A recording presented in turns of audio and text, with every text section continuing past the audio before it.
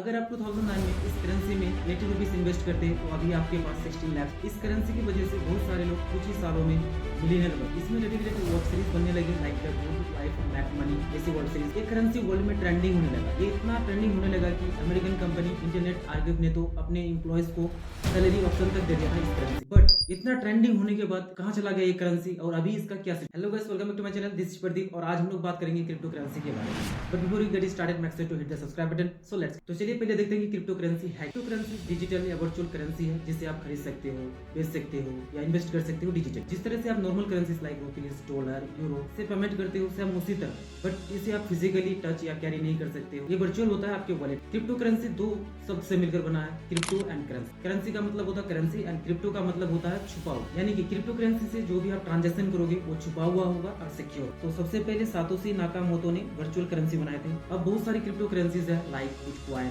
Dogecoin, Ethereum, tether. Almost 1900 crypto currency बन चुके हैं आज। अब जिस तरह से ट्रेडिशनल करेंसी को कंट्रोल करता है गवर्नमेंट या फिर सेंट्रल बैंक, वहीं पर क्रिप्टो करेंसी के केस में ऐसा नहीं है। क्रिप्टो करेंसी में कोई थर्ड पार्टी नहीं होता है, ये डायरेक्ट सेंडर से रिसीवर के पास जाता है।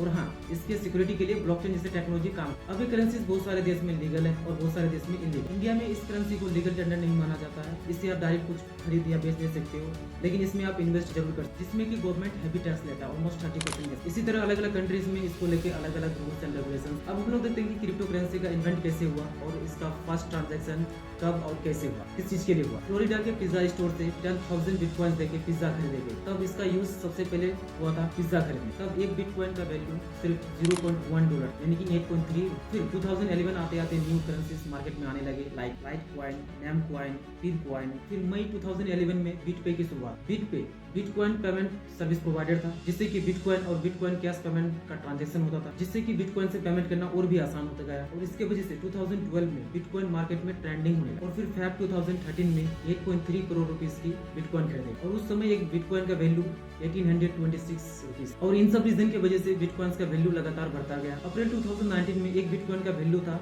$100, बट 2015 आते आते ये वैल्यू बढ़कर $1000 तक। 2016 में $9345 हो गए। 2020 आते आते ये बढ़कर $29,000 और फिर 2023 आते आते ये वैल्यू बढ़कर 34,000 हो गए, यानी कि एक बिटकॉइन का प्राइस 34। बट जहां पर क्रिप्टो करेंसी का value year two year exponential growth में था, वहीं पर अभी क्रिप्टो करेंसी का मार्केट डाउन में। तो अभी क्रिप्टो करेंसी का मार्केट क्यों डाउन में है, तो चलिए इसे अच्छे से समझ। तो इसका मेन रीजन है FTX कोलैप्स। तो हम लोग पहले देखते हैं कि FTX कोलैप्स।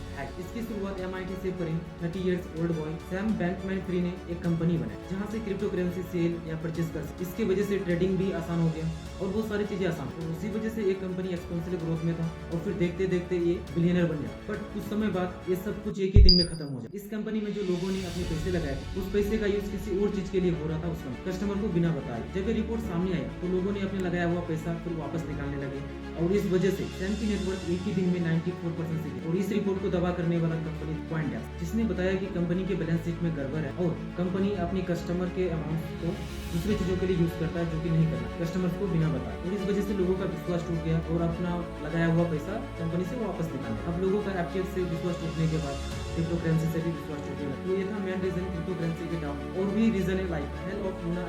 तो ये था क्रिप्टो करेंसी के बारे में। Thank you for watching this video. Next video में